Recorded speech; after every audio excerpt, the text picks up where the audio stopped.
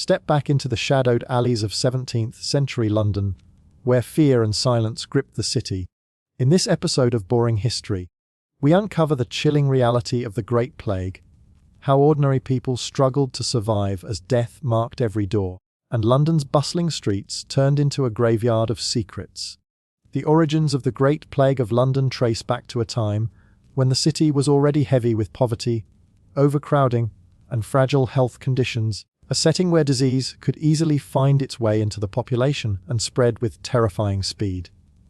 London in the early 1600s was not the polished, powerful city of later centuries, but rather a place where filth, poor sanitation, and narrow streets created a perfect breeding ground for illness. Waste often ran directly into open drains, animals roamed freely through alleys, and people lived in cramped wooden houses that leaned against each other, with little air or light filtering through.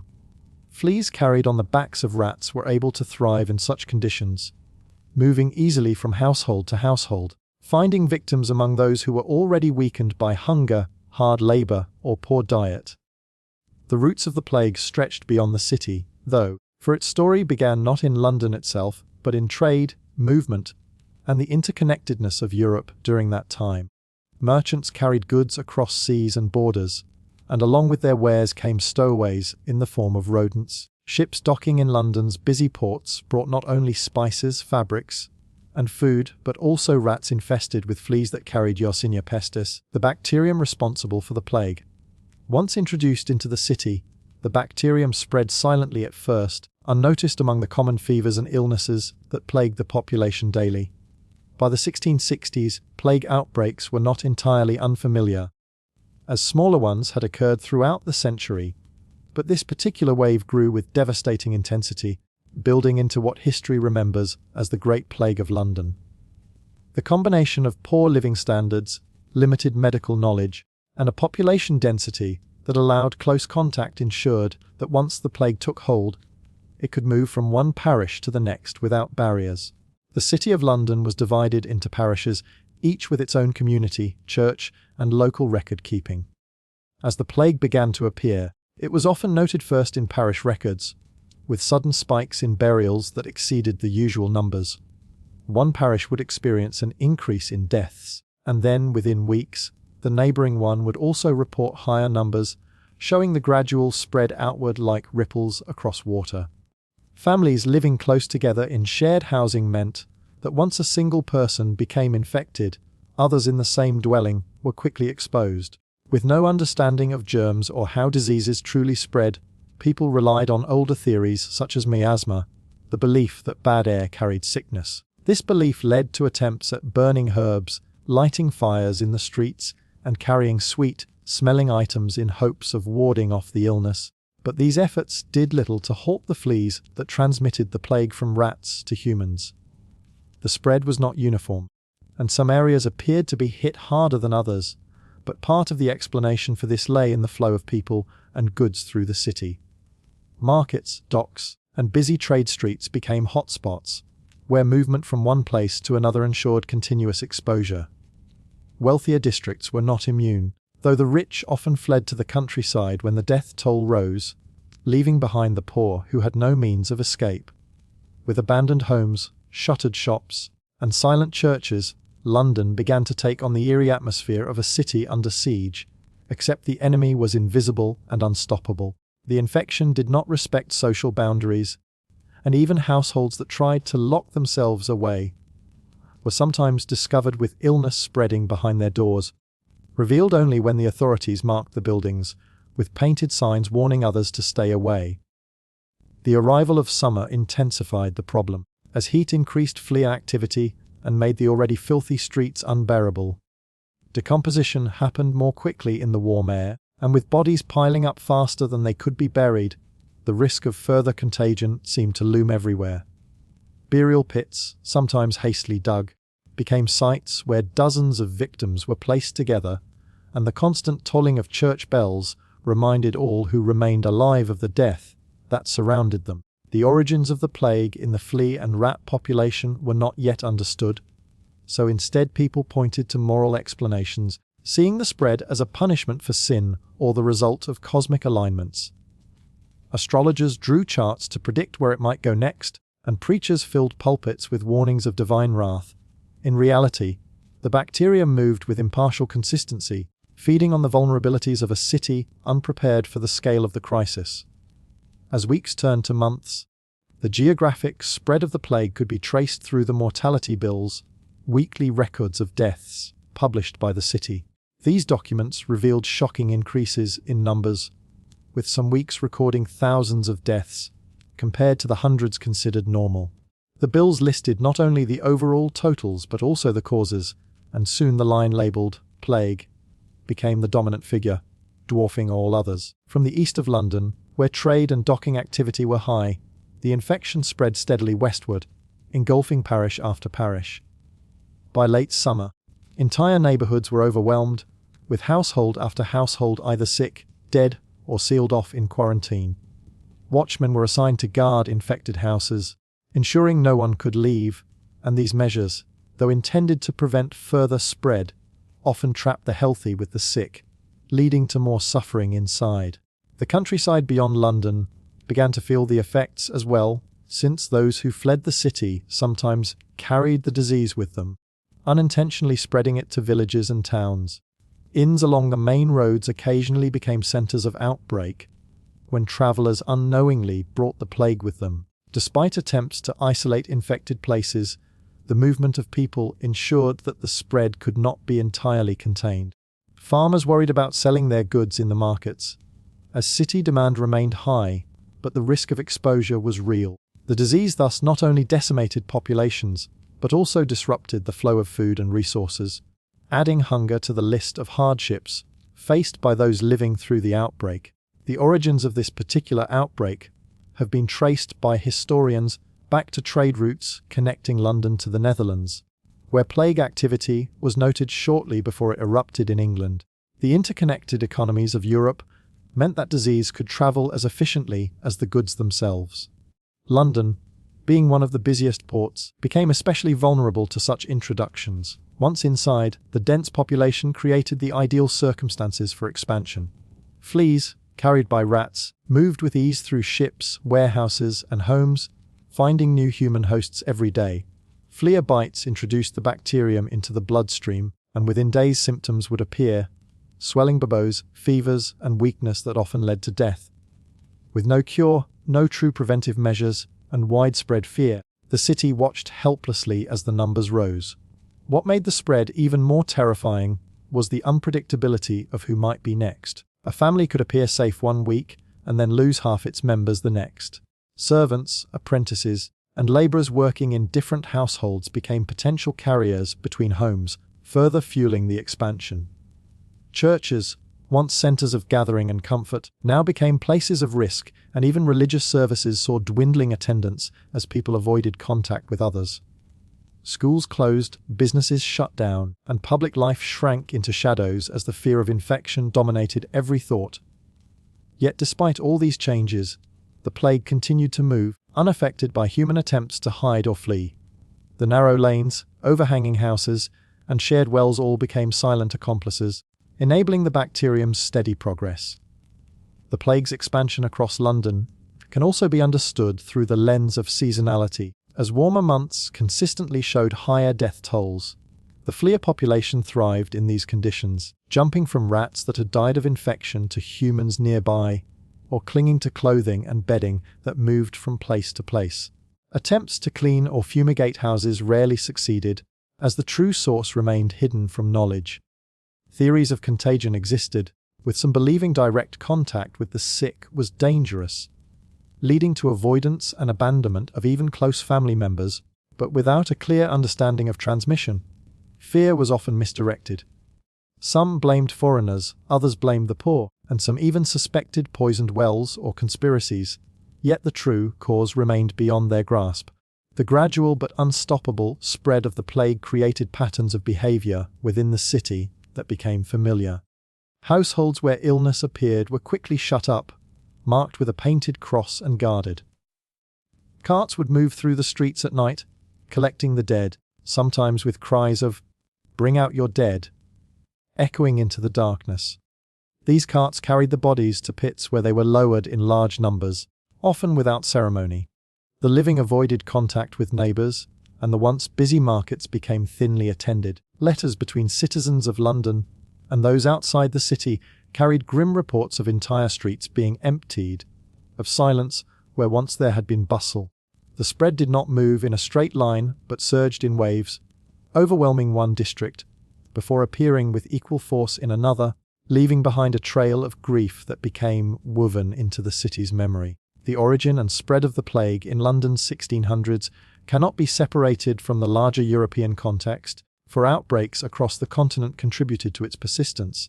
Trade kept reintroducing the bacterium, and as long as conditions of poverty, filth, and overcrowding persisted, London remained vulnerable. This particular episode in the 1660s, though the last major outbreak, showed how the city's very structure enabled the bacterium to flourish.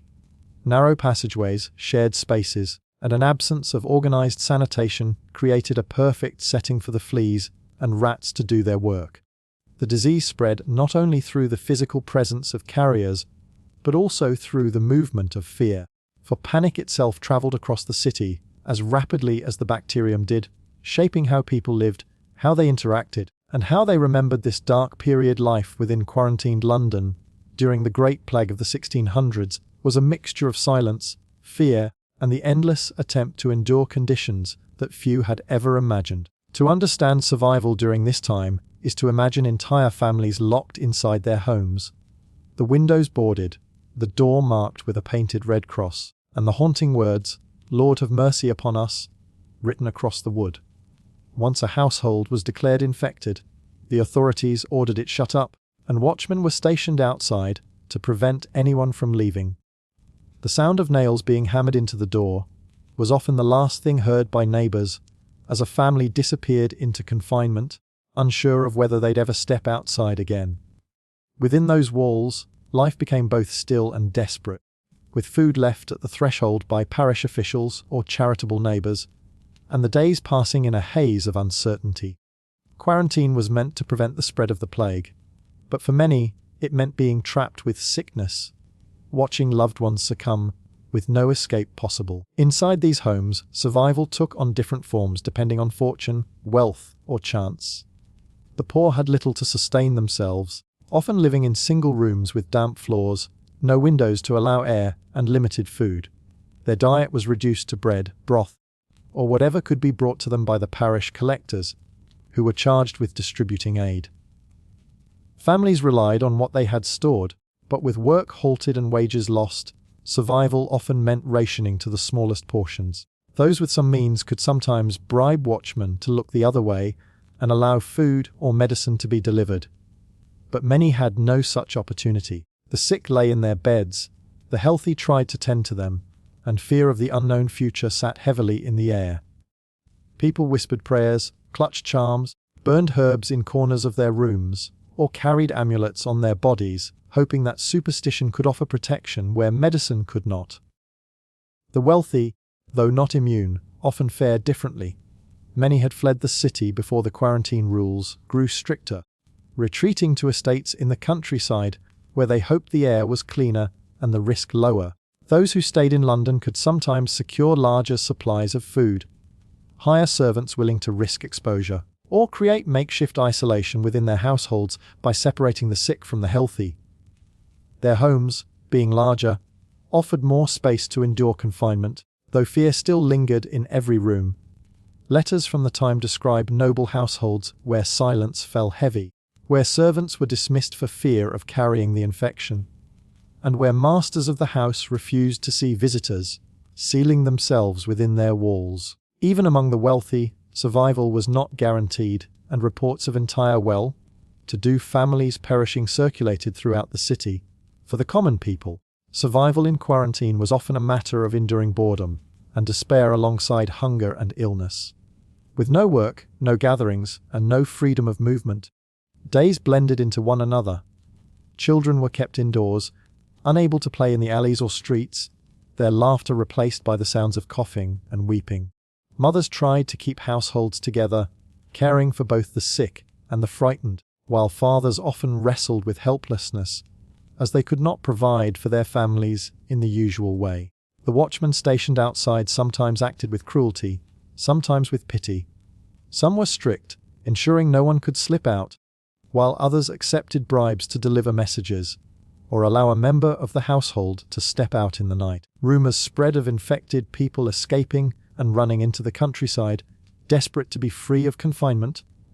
Though if caught, punishments were harsh. Food and basic necessities were delivered sporadically by parish officials, though the system often failed, leaving families to starve inside. The city attempted to provide relief through funds collected by churches and wealthy citizens, but with so many households under quarantine, resources stretched thin. Survival sometimes depended on the kindness of neighbors who left items at the door, risking exposure by approaching the marked houses. Stories circulated of bread being left on window sills, buckets of water being lowered by ropes from upper floors, and whispered exchanges across alleyways where people checked on one another without daring to get too close. These small acts of care became lifelines in a city otherwise gripped by isolation and suspicion. The mental strain of quarantine was as severe as the physical challenges, with bells tolling daily to announce deaths, and with the constant sound of plague carts rattling down the streets. Families inside their homes could not escape the reminders of what surrounded them. Many turned to prayer, filling the silence with psalms or repeating familiar verses as comfort. Ministers sometimes walked the streets, calling out words of encouragement to the confined. Others sank into despair, unable to find meaning in their suffering, watching as one by one their family members fell ill. In some households, the fear of being shut in with the sick drove people to hide early symptoms, concealing fevers or swellings until it was too late, hoping that by remaining unnoticed they could avoid being sealed off. In others, desperation led to attempts at escape, with people sneaking out through back windows or bribing guards to let them flee to relatives elsewhere in the city. Not all quarantine was enforced equally. In poorer districts, where the authorities could not keep watch over every home, people sometimes moved freely despite the rules. This uneven enforcement contributed to the spread of the plague, but it also revealed the impossibility of containing a disease in a city of such density. Survival in these areas often depended on continuing to fetch water from wells, to find scraps of food, or to seek help from neighbors. In wealthier districts, stricter measures meant houses remained closed, and silence reigned over once busy streets. The contrast between the experiences of the rich and poor during quarantine became one of the defining features of this period, shaping memories and resentments long after the plague had ended. Medical advice circulated in pamphlets, offering instructions for survival in quarantine.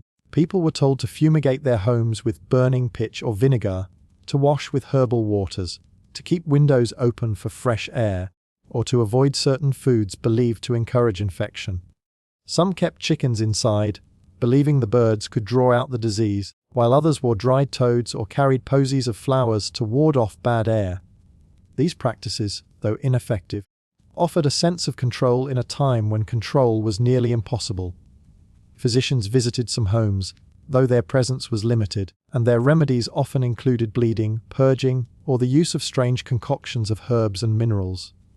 For many, survival depended less on medicine than on sheer luck, the strength of the body, and the randomness of whether the flea carrying the plague bacterium had chosen them as a host.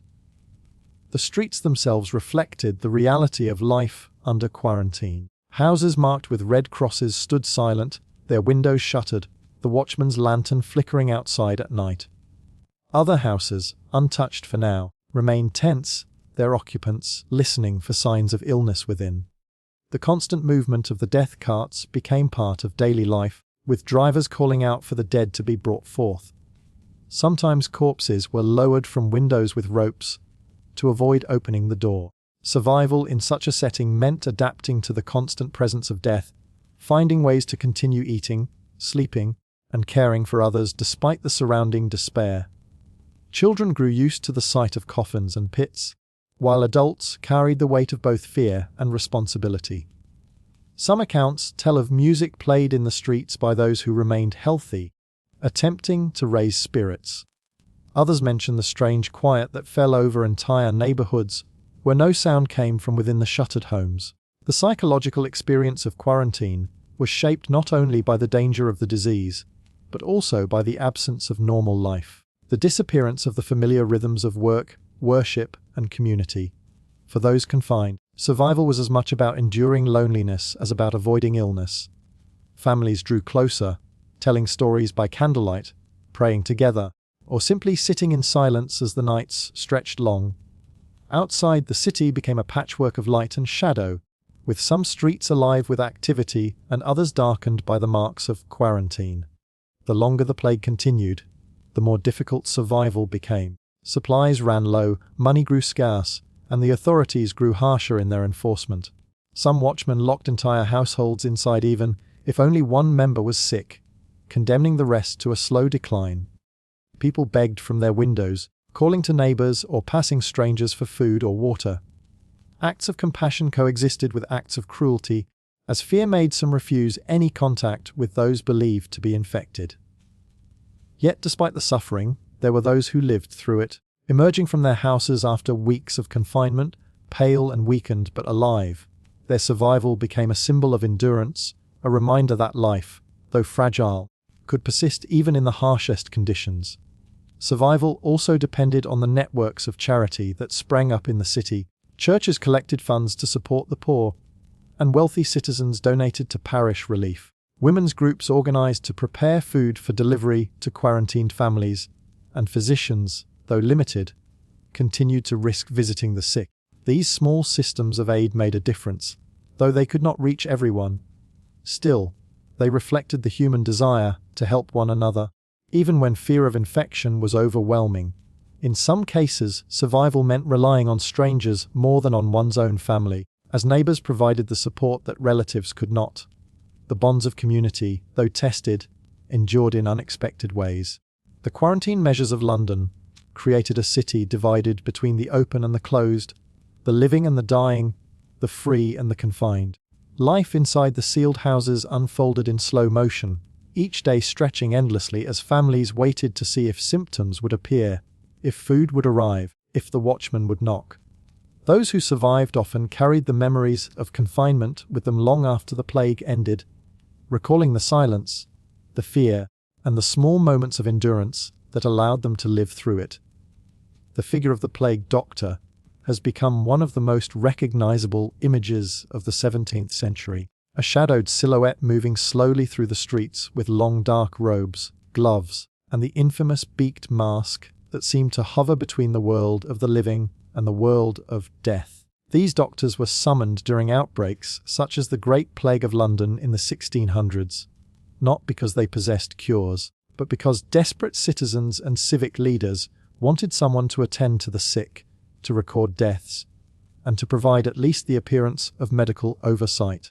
Their presence in the streets symbolized both hope and dread, for while their arrival might mean someone would be examined or treated, it also confirmed that plague had taken root in that household. To understand their role is to see not only the limited state of medicine in the 17th century, but also the power of belief and superstition in shaping how people faced the horrors of disease. The distinctive costume of the plague doctor was designed less for healing than for protection, based on the prevailing theory of miasma, the belief that bad air carried disease. The long leather coat and gloves formed a barrier between the doctor's skin and the sick, while the wide, brimmed hat marked him as a medical authority. Most striking of all was the beaked mask, a curious contraption with glass lenses for the eyes and a long curved nose filled with herbs, flowers, or sponges soaked in vinegar. The idea was that by breathing through this filter, the doctor would purify the air before it reached his lungs, keeping out the poisonous vapors thought to cause plague. Inside the beak might be placed lavender, cloves, mint, or even camphor, and each doctor adjusted the mixture to his liking. The mask, though terrifying in appearance, offered a sense of control in a world where control was slipping away. For onlookers, the sight of a plague doctor in full costume was a chilling reminder of the invisible threat lingering in every corner of the city. These doctors were often hired by local governments rather than by private families, for most households could not afford the expense. Their contracts sometimes promised them steady wages, protection from lawsuits, and in some cases housing, as they were expected to risk their lives entering infected homes. They became both medical attendants and record keepers, noting the numbers of the dead, the symptoms observed, and the progression of the outbreak. Some attempted treatments, applying poultices to buboes, lancing swellings to release what they believed to be poison, or prescribing mixtures of herbs, mercury, or even crushed gemstones. Others acted more as observers, offering prayers or comfort, but with little power to alter the outcome. In many cases, their reputation was mixed, with some families grateful for their presence and others suspicious of their motives, accusing them of spreading fear rather than relief. Superstition and medical practice were deeply intertwined during this period. With no knowledge of bacteria or fleas, explanations for the plague ranged from the alignment of the planets to divine punishment for sin. Plague doctors themselves sometimes blended these ideas into their work, offering both physical remedies and spiritual advice. They might instruct families to burn juniper branches in their homes, to avoid certain foods believed to corrupt the humors, or to carry charms against the evil influences of the stars. Some recommended wearing amulets filled with dried blood or powdered toads, believing such items could draw out the illness. Others prescribed fasting, prayer, or pilgrimages, though travel was restricted during quarantine. These superstitions were not seen as separate from medicine, but as part of a broad attempt to balance the body, the soul, and the environment. For health in the 17th century was thought to depend on harmony between all these forces. Among the most common superstitions was the belief in the protective power of smells. If bad air carried disease, then strong or pleasant odors could counteract it. People filled their pockets with posies of flowers, wore pomanders of scented herbs around their necks, and carried sponges soaked in vinegar. Plague doctors reinforced this by keeping the beak of their masks stuffed with aromatic substances, making them both symbols and participants in this olfactory defense. Families fumigated their homes with smoke from pitch, resin, or gunpowder, sometimes filling entire rooms with dense clouds in hopes of cleansing the air. The scent of burning herbs became part of the daily atmosphere of plague-stricken neighborhoods, mingling with the stench of decay and disease. The city itself seemed to breathe in these superstitious measures, even as the true carriers of the plague, the fleas, remained unaffected by smoke or perfume. Another widespread belief concerned the influence of the stars and planets. Astrological charts were drawn to predict the course of the plague, and pamphlets circulated with warnings based on celestial events. Some plague doctors consulted these charts when advising patients, linking illness to unfavorable conjunctions of Saturn and Jupiter or eclipses of the moon. Superstitious remedies often followed these astrological interpretations, such as wearing certain colors, avoiding particular foods during specific phases, or scheduling bloodletting at auspicious times. The heavens were seen as a map of human fate, and during the plague, many sought reassurance that the stars might also reveal when the suffering would end. In the absence of scientific understanding, these beliefs offered order in a world of chaos. Amulets and charms were another layer of superstition woven into daily survival. Families hung charms above their doors, pinned them to their clothing, or placed them under pillows. Some wore dried frog hearts, believing they repelled sickness. Others relied on written charms inscribed with biblical verses or mysterious symbols, folded into small packets and carried close to the body. Plague doctors sometimes tolerated these practices, recognizing the comfort they brought, while others dismissed them as foolish. Yet the persistence of such superstitions shows how deeply fear encouraged people to grasp at any possible defense. Even simple objects like coins stamped with protective words or small stones, thought to have healing powers, became talismans in the fight against the invisible enemy. Not all superstition was harmless. Some people blamed witches, foreigners, or marginalized groups for the plague, believing they had poisoned wells or cursed the city. This suspicion sometimes erupted into violence, with individuals accused and punished without evidence. Plague doctors occasionally found themselves navigating these tensions, called upon to confirm or deny whether an illness appeared natural or the result of witchcraft. Their medical authority was limited, but their presence lent weight to judgments that could affect lives. In a city where rational explanation was scarce, superstition filled the void, creating both comfort and cruelty. The role of plague doctors extended beyond the sickroom into the streets, where their appearance reminded the healthy of the dangers they faced. Dressed in their protective garb, they walked between houses, recorded deaths, and sometimes joined the death carts in collecting bodies. Their beaked masks, glinting eye lenses, and deliberate movements turned them into figures of dread, half human, half omen. Children whispered stories about them, adults avoided their gaze, and yet everyone knew their presence was necessary. Without them, the sick would be abandoned entirely, and the city would lack any semblance of organized care.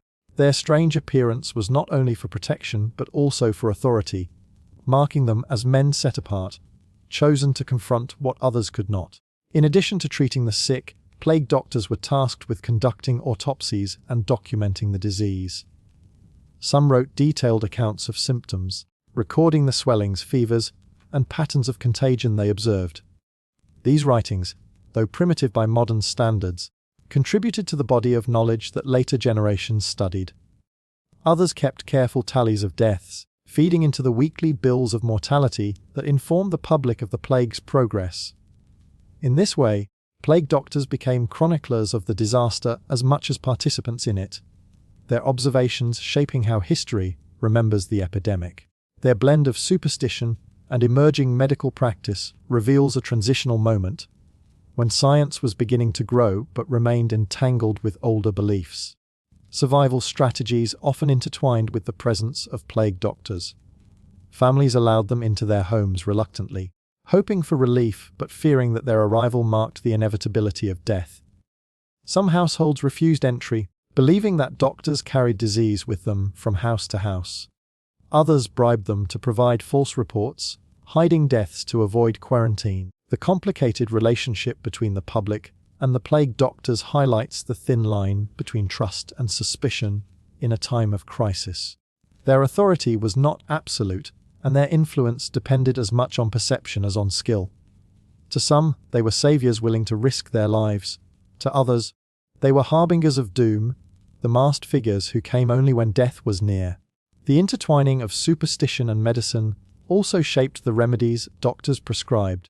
Some treatments reflected classical medical theories of balancing the humors, blood, phlegm, yellow bile, and black bile, through bleeding, purging, or dietary adjustments. Others drew directly from folklore, such as applying live pigeons to buboes to draw out the poison, or using powdered emeralds as a cure. Patients were advised to avoid fruit, to eat roasted meats, or to drink wine believed to fortify the body. Vinegar was a constant presence, used to wash floors, wipe hands, or even as a drink mixed with water. Each remedy reflected both the desire to act and the limits of knowledge, a mixture of tradition, guesswork, and superstition in equal measure. In the streets, ordinary people mirrored the practices of plague doctors in their own ways. They carried herbs, lit fires, and covered their faces with cloths soaked in perfumes. The idea of purifying the air dominated public measures, with bonfires lit in public squares, barrels of tar burned, and even cannons fired to disperse the miasma.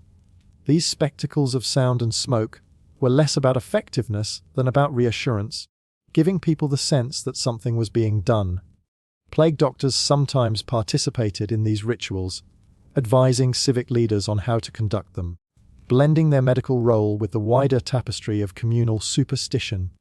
The line between science and ritual blurred, each reinforcing the other in the shared goal of survival. The fear that pervaded daily life amplified the power of superstition. Dreams, omens, and signs were interpreted as warnings of the plague's next move. Unusual weather, comets in the sky, or the sudden death of animals were all read as messages from beyond. Families clung to these interpretations, seeking patterns where none existed, for patterns offered hope of control. Plague doctors themselves sometimes contributed to these interpretations, writing in their journals about celestial events or natural phenomena linked to the spread of disease. In the absence of a true understanding, superstition became a language for expressing the unexplainable. The role of plague doctors and the superstitions surrounding them reveal how Londoners in the 1600s navigated a crisis with the tools available to them. Their strange costumes, their herbal remedies, their reliance on both astrology and prayer, and their presence in homes and streets all formed part of a collective effort to confront the unimaginable. To live through the plague was to exist in a world where medicine and magic coexisted, where the beak of a mask might ward off death, and where survival depended as much on belief as on physical health. The memory of these doctors, preserved in images and stories, reflects not only their actions but also the atmosphere of superstition that defined the era. The Great Plague of the 1600s left scars on London that went far beyond the immediate suffering, reshaping the city's future in ways that were not always obvious in the moment, but became clearer over time as London struggled to recover, rebuild, and reimagine itself after so much death and disruption. The plague had reduced the population drastically, leaving entire streets emptied of their inhabitants, houses abandoned, and businesses shuttered. Parish records show the sudden disappearance of families that had lived in the city for generations, their names cut off abruptly in the mortality bills. Survivors returned to neighborhoods that no longer sounded the same, where doors once marked with red crosses now stood silent and uninhabited. This sudden loss of life altered the balance of labor, wealth and opportunity, opening spaces that would be filled by newcomers in the years that followed. The emptiness left behind was both a tragedy and an opening for transformation. The population decline meant that workers became scarce, and in a city driven by trade, craft, and service, this scarcity shifted the relationship between employer and laborer. In some trades, wages rose as craftsmen and servants were in short supply, giving survivors a stronger bargaining position than they had before. Apprenticeships that once required years of waiting could be taken up more quickly as families sought to rebuild businesses disrupted by death. Households that lost members sometimes absorbed new servants, relatives, or migrants from the countryside eager to take the place of those who had perished. London became a city in flux, its streets gradually refilled not by the same people who had once walked them, but by a new mixture of survivors and arrivals. This slow repopulation created a different social fabric, with new family names appearing in the records and new skills shaping the economy. The plague, by emptying the city, made room for change. The trauma of the plague also influenced attitudes toward health, cleanliness, and public order. Although the true cause of the disease was still unknown, the memory of crowded, filthy streets contributing to the spread encouraged calls for better management of waste and living conditions.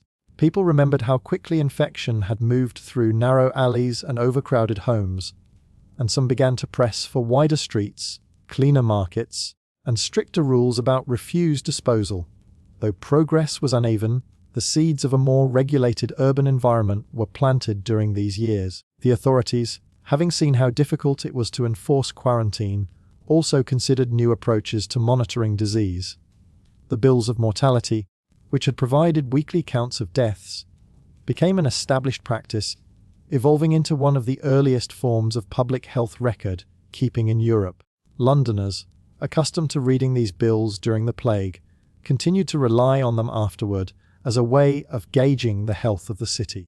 Religious and cultural life shifted as well, as the plague had been interpreted by many as a divine judgment. Ministers who preached during the outbreak emphasized themes of repentance and morality, urging the population to turn away from sin. Afterward, these messages lingered, shaping sermons and public discourse for years to come. Yet at the same time, the sheer randomness of the deaths also challenged faith for some, raising questions about why some families had been spared while others had been wiped out. This tension between renewed devotion and quiet doubt became part of the city's spiritual atmosphere, influencing the way communities worshipped and understood their place in the world. Art and literature reflected the memory of the plague, with poems, diaries, and plays capturing the fear and silence of those dark months. Writers like Samuel Pepys preserved in their journals the daily reality of life during the outbreak, and those words continued to shape how later generations remembered it. Economically, the plague created both setbacks and opportunities. Trade slowed dramatically during the outbreak, with ships turned away, markets closed, and goods left to rot. Merchants faced ruin as business ground to a halt, and entire industries staggered under the weight of lost workers and disrupted supply chains. Yet once the outbreak ended, demand surged as survivors sought to rebuild their lives homes, and businesses. The sudden need for goods, labor, and services fueled a wave of activity, and those who survived often found themselves in a stronger financial position, inheriting property, land, or businesses from relatives who had died. Wealth shifted hands more rapidly than usual, redistributing power within the city. Families that had once been modest suddenly found themselves with new opportunities, while others who had been wealthy were extinguished entirely. The plague, in this way, acted as a grim leveler, disrupting established hierarchies and creating openings for social mobility. The political response to the plague also reshaped London's future. The city government, overwhelmed during the outbreak, recognized its shortcomings and began to think more carefully about disaster management. Quarantine laws were refined, watchmen and parish officials were given clearer roles, and systems of communication between different authorities became more organized. Though these measures were still imperfect, they represented a step toward more structured public health governance. The memory of the plague remained a powerful tool for justifying reforms, as leaders pointed to the devastation as proof of the need for stronger oversight. The idea that government had a role to play in protecting health gained ground, setting the stage for later developments in sanitation, hospitals, and urban planning. Culturally, the plague became part of the city's identity, woven into its stories and superstitions. Survivors spoke of the silence of the streets, the tolling of church bells, the cries of the death carts, and the sight of plague doctors moving through neighborhoods. These images were passed down through generations, shaping how Londoners thought about illness and mortality. The plague entered folklore, inspiring cautionary tales and rituals meant to ward off future outbreaks. Even as the city rebuilt, the memory lingered in the collective imagination, a shadow over celebrations, a reminder in times of plenty that disaster could return without warning. This memory influenced how people responded to later challenges, from small outbreaks of disease to the Great Fire of London that followed only a year later, when the city's readiness to rebuild had been sharpened by the experience of loss. The psychological impact of the plague also influenced how Londoners approached life and death. The sight of so many sudden deaths created a sense of fragility, leading some to live more cautiously, while others embraced a more reckless pursuit of pleasure, believing life to be uncertain. Diaries and letters reveal people questioning the value of wealth, status, and long-term plans when so many lives had been cut short without warning. For some, this translated into greater charity, a willingness to help others in times of need, shaped by the memory of shared suffering. For others, it deepened divisions, as fear and suspicion during the plague had encouraged mistrust between neighbors, and those memories were not easily forgotten. The city's social fabric was altered not only by the loss of life, but by the emotional scars left behind. The physical structure of London was also influenced by the plague. Many of the wooden houses that had been abandoned or left to decay during the outbreak became unsafe, contributing to discussions about rebuilding with stronger materials. Calls for brick construction grew louder as people sought not only fire safety, but also healthier living conditions. Although it would take the Great Fire of London to truly transform the architecture of the city, the plague had already primed citizens and leaders to think about change. Narrow alleys and crowded courts were remembered as sites of high mortality, fueling support for wider streets and better ventilation in urban design. The city's very shape was being reconsidered in light of the lessons of disease. The loss of clergy, physicians, and civic leaders during the plague also reshaped institutions. Churches had to replace ministers, courts had to fill offices, and guilds had to appoint new masters. These shifts opened opportunities for younger men and newcomers, accelerating generational change. The sudden vacancies disrupted traditions but also infused institutions with fresh energy. In some cases, reforms were introduced more quickly than they might have been otherwise, as new leaders brought new ideas to their roles.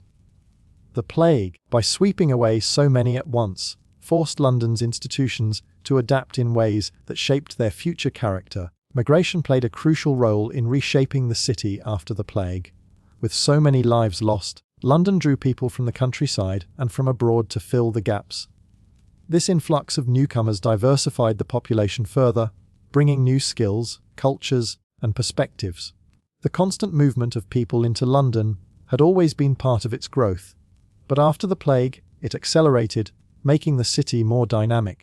Families who had survived often married newcomers, blending traditions and reshaping neighborhoods. The plague's destruction created a vacuum that migration helped to fill, ensuring that London not only recovered, but continued to grow as a hub of commerce and culture. Artistic and literary responses to the plague also influenced the city's cultural future. Writers documented the experience in plays, poems, and prose, ensuring that the memory would not fade. The diaries of Samuel Pepys and the accounts of Daniel Defoe became enduring texts, shaping how future generations understood the event. Their works preserved the daily details of survival, the atmosphere of fear, and the strange coexistence of despair and resilience. These writings became part of London's cultural inheritance, influencing how people thought about disease, disaster, and recovery. Artists captured images of plague doctors, death carts, and deserted streets, creating visual reminders that lingered in the imagination long after the city had returned to life. The plague became not only a historical event but a cultural symbol, shaping literature, art, and collective memory. The plague also affected medicine in subtle but important ways. Though doctors lacked the knowledge to cure it, their observations during the outbreak contributed to a growing body of empirical knowledge. They recorded symptoms, tracked patterns, and began to think more carefully about contagion and prevention. While superstition still played a large role, the experience of confronting the plague pushed medicine toward a more systematic approach. Hospitals expanded their role, charities supported medical efforts, and public interest in health grew stronger. Over time, these developments laid the foundation for improvements in medical practice, even if progress was slow. The plague, by exposing the limits of existing knowledge, also highlighted the need for change. The city's governance, economy, culture, and identity were all reshaped by the Great Plague, leaving behind a London that was not the same as before. The disaster cleared space, physically and socially, for new growth. It tested institutions, redistributed wealth, altered population patterns, and influenced the way people thought about health and community. The shadows it cast would linger long into the future, shaping how London faced not only its next great disaster, the fire, but also how it evolved into the metropolis that would dominate the centuries to come.